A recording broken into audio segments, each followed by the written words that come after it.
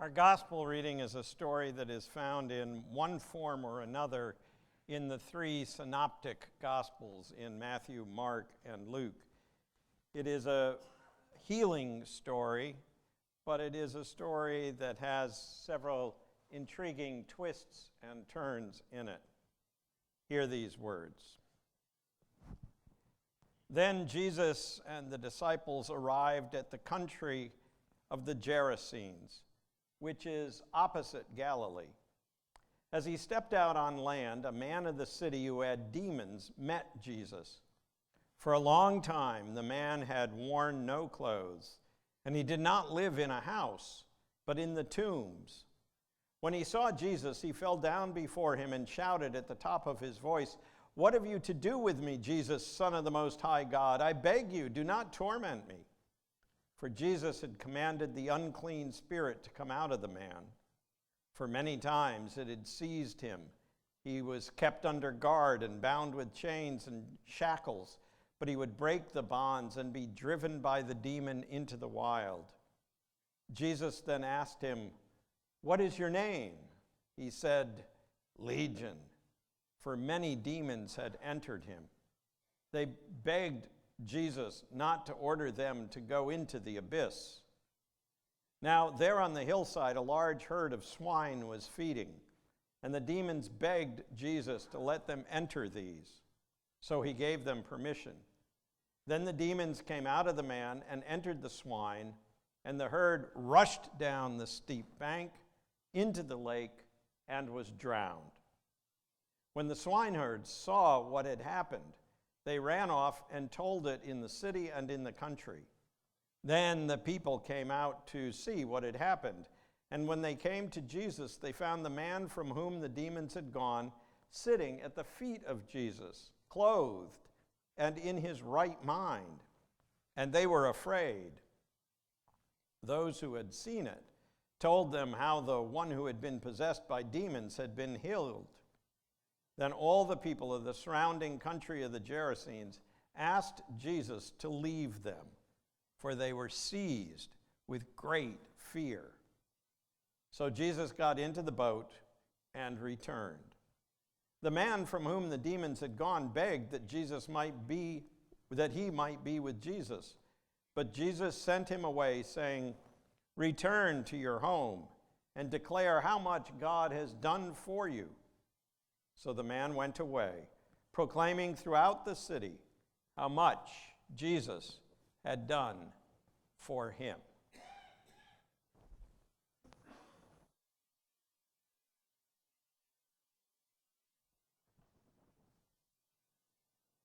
Please pray with me.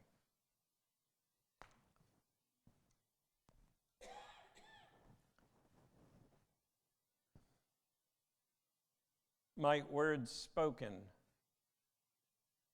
and words heard and the spaces in between challenge us as we consider.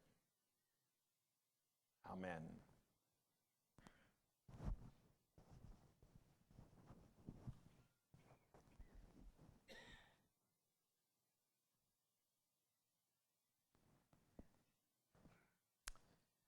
I imagine you've heard the term collateral damage.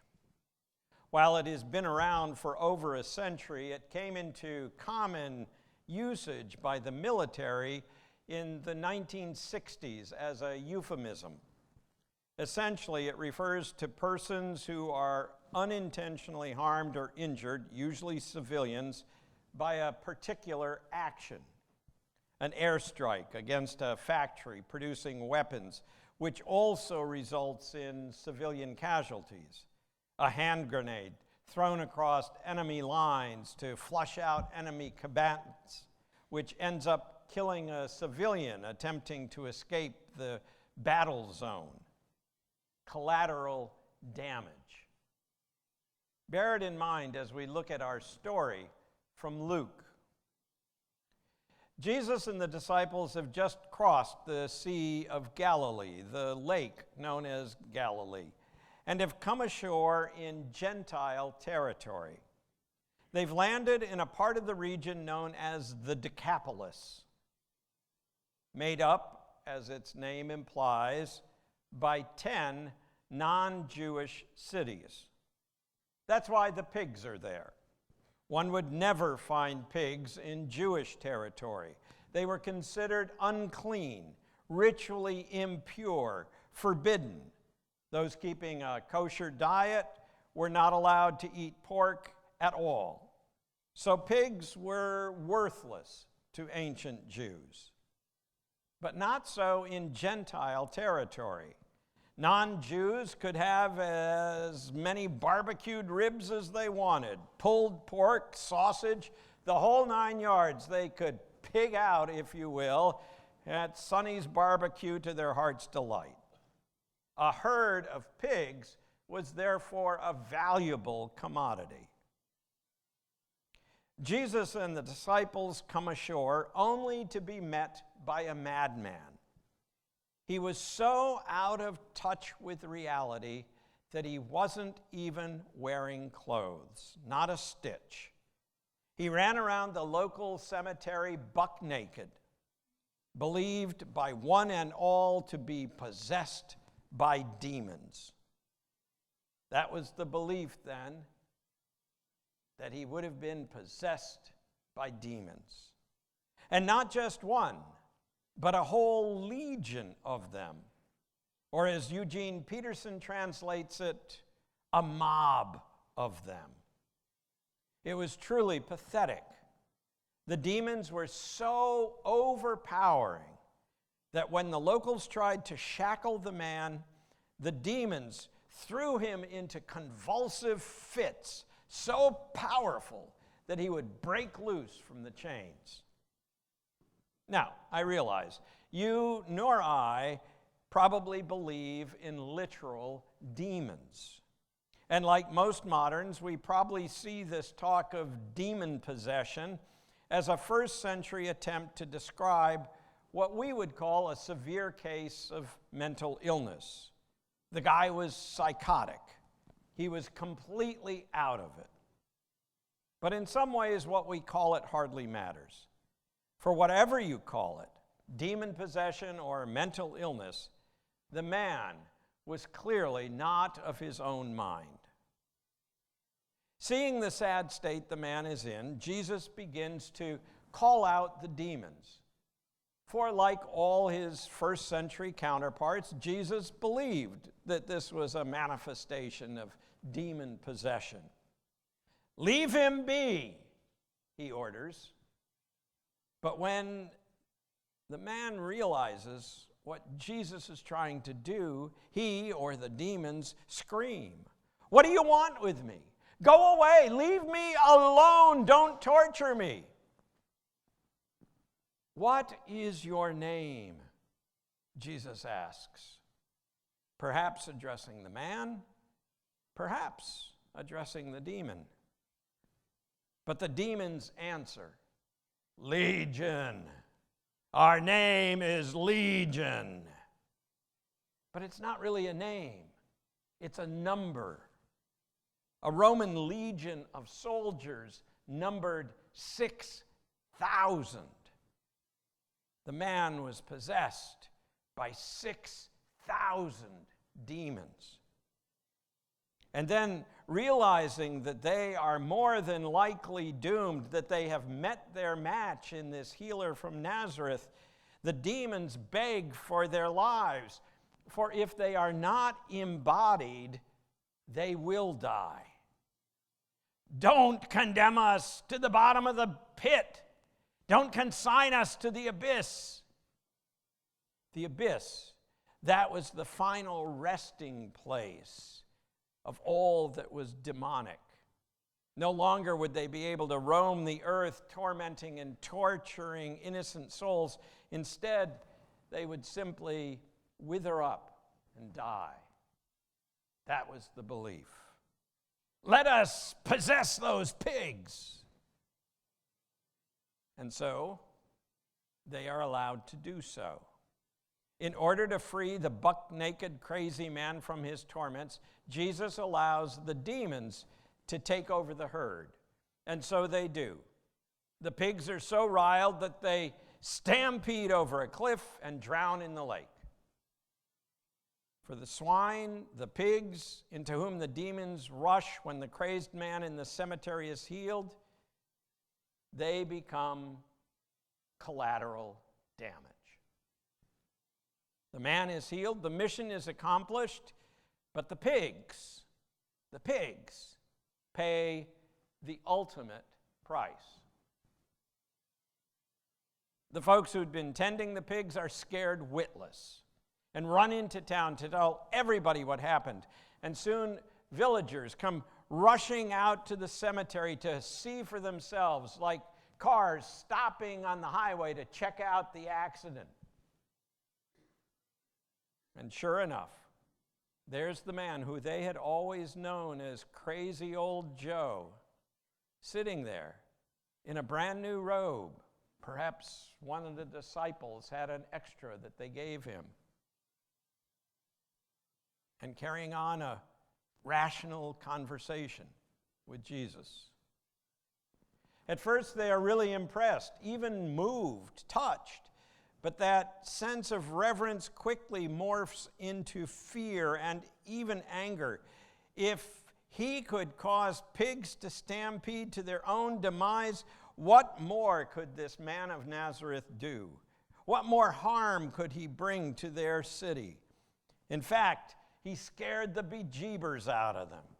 So they ask him to leave, take his disciples, and just shove off. Get back on your boat, Jesus, and go where you came from, which he does. The man who had been healed wants to tag along, but Jesus tells him to stay put. Tell folks the story. Spread the good news. It's a fascinating tale, isn't it? Even if we question all the business about demons, who can't help but be intrigued by the drama of this narrative? For me, though, there's just one unresolved issue. What about the pigs?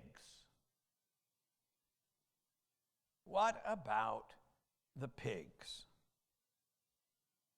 I mean, they truly were innocent bystanders, just hanging around, doing whatever pigs do when they're out in the fields. Sure, the mission was accomplished, the man was healed, but those pigs. And that's what got me to thinking about collateral damage. I don't mean to criticize Jesus. I mean, who am I to do that? I realize, though, that he was a man of his time and of his culture. He was a first-century Jew, after all.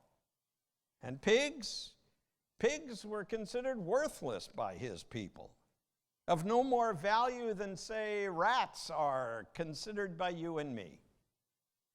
So who really cares if they were lost to the depths of the Sea of Galilee?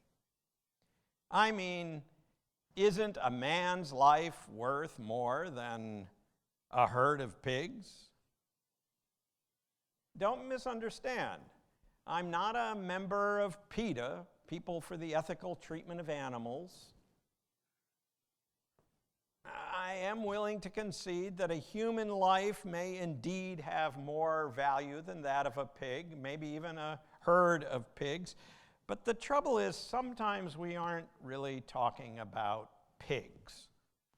Sometimes, when we make decisions that result in collateral damage, we're talking about people, real human beings, people like you and me.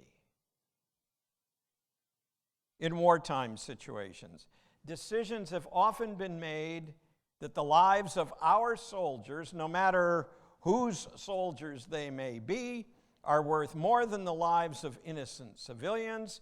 And so, if a few of those innocent civilians are killed by the bombings we carry out over enemy territory, but the lives of our own men and women are saved, so be it. Between 1932 and 1972, our government's public health service conducted a clinical trial involving 600 impoverished black men. Each of those men had contracted syphilis. Did they receive treatment? Did the government try out different medications to see what would or would not work? No.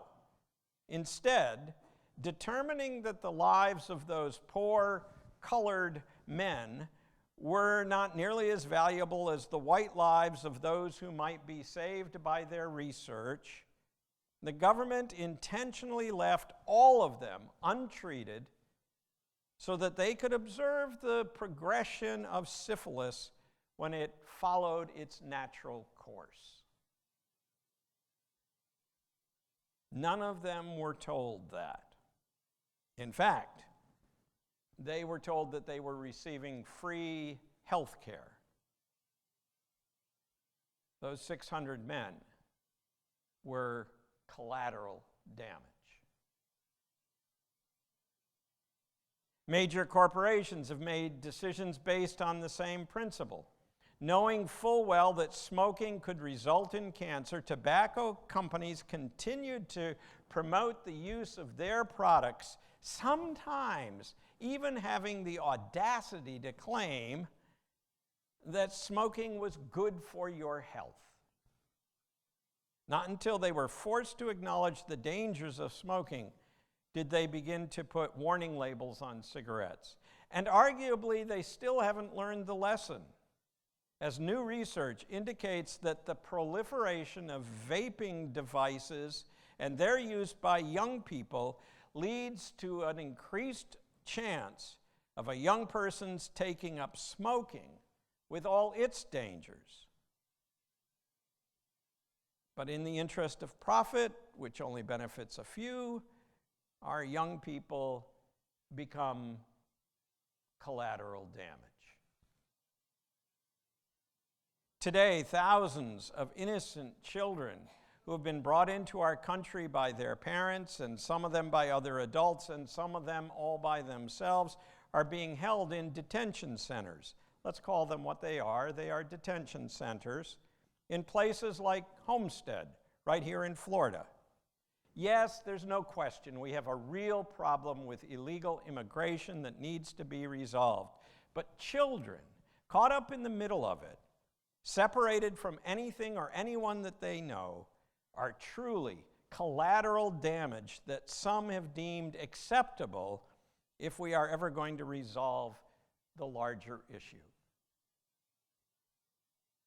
Right here in Lee County, we're just coming to the end of the cleanup process for sludge that was dumped in Dunbar over a number of years.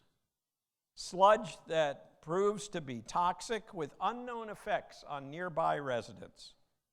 But what better place to put it than Dunbar? After all, the folks there won't notice. They may be of less worth than the white folks of Sanibel or other parts of Fort Myers. Collateral damage. And then, perhaps most disturbingly of all, our attitude towards future generations. How often have we, collectively or individually, made environmental decisions based on what we want without thinking about those who will follow us? When we hear that climate change will impact us in a big way by 2050, how often, perhaps only subconsciously, do we think, well, I won't be around then, so I don't have to worry about it? And in doing so, discount, devalue our very own grandchildren, not to mention others. Don't take this personally, but our grandchildren are the pigs of the future. They will be collateral damage of our environmental recklessness. I know all this is really heavy stuff. But the truth is, we must begin thinking about the innocent bystanders.